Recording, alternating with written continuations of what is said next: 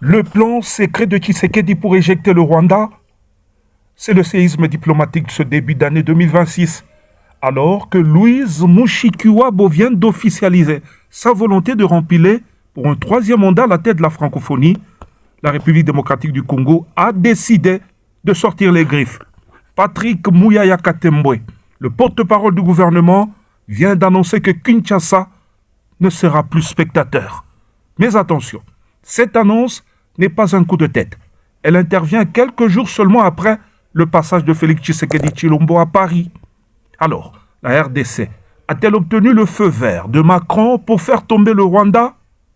Quel est ce profil mystère que Kinshasa s'apprête à présenter pour faire trembler Kigali? On décrypte tout cela tout de suite et maintenant.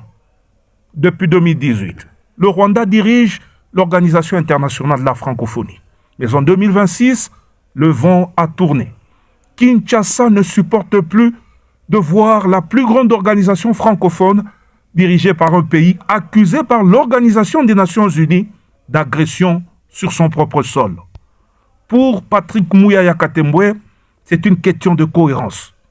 Comment parler de valeur de la francophonie quand le silence de l'organisation sur la guerre à l'Est est devenu assourdissant?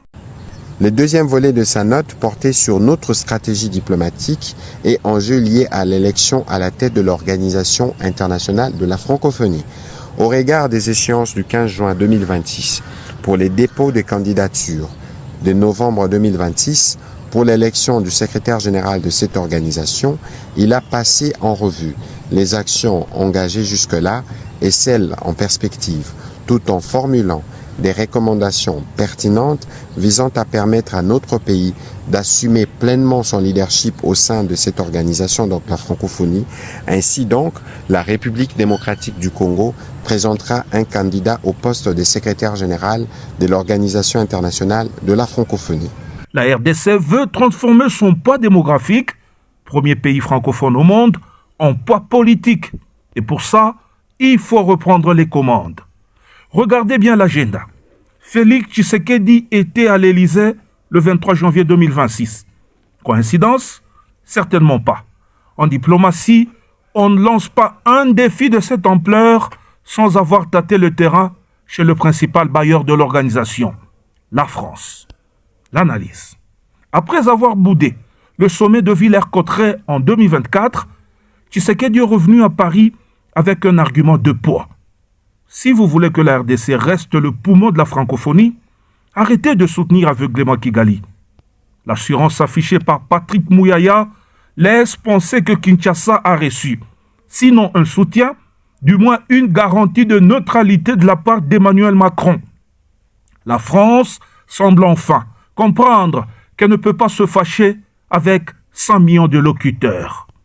Mais pour battre Mushikiwabo, la République démocratique du Congo ne peut pas envoyer n'importe qui. Le profil doit être une arme de destruction diplomatique massive. Voici les 3 critères qui circulent dans les couloirs de Kinshasa. Le profil technocrate international. Quelqu'un comme Isidore Kwanja, qui a réussi le jeu de la francophonie, ou un expert ayant fait ses preuves à l'Organisation des Nations Unies. Il faut quelqu'un qui connaît les rouages de l'OIF de l'intérieur. La carte femme de fer. Pour neutraliser l'image de Mushikiwabo, la République démocratique du Congo pourrait présenter une femme diplomate de haut rang. L'idée serait de montrer que la RDC aussi porte le leadership féminin, mais avec une vision de paix. Le candidat de consensus. Un profil capable de rallier l'Afrique de l'Ouest. Si la République démocratique du Congo présente un candidat qui rassure le Sénégal, la Côte d'Ivoire et le Canada, eh bien le Rwanda perdra sa majorité. Côté rwandais, c'est le calme apparent, mais la nervosité monte. Louise Mushikiwabo pensait courir seule. L'entrée en scène de la République démocratique du Congo change la donne. Ce n'est plus une élection, c'est un référendum sur l'influence du Rwanda en Afrique. Si Kinshasa réussit son pari, ce sera la plus grande défaite diplomatique de Paul Kagame depuis une décennie. La RDC a décidé de ne plus suivre le groupe. Elle veut diriger. Le sommet du Cambodge en novembre 2026 s'annonce comme un match historique. Patrick Mouyaya Katembwe, porte-parole du gouvernement, a lancé le chronomètre. Et vous, qu'en pensez-vous? Est-ce que la République démocratique du Congo a enfin les moyens de ses ambitions? Quel nom verriez-vous pour porter le flambeau congolais à l'Organisation internationale de la francophonie? Donnez-moi vos pronostics en commentaire, je lis tout. N'oubliez pas de vous abonner pour la suite de ce feuilleton diplomatique.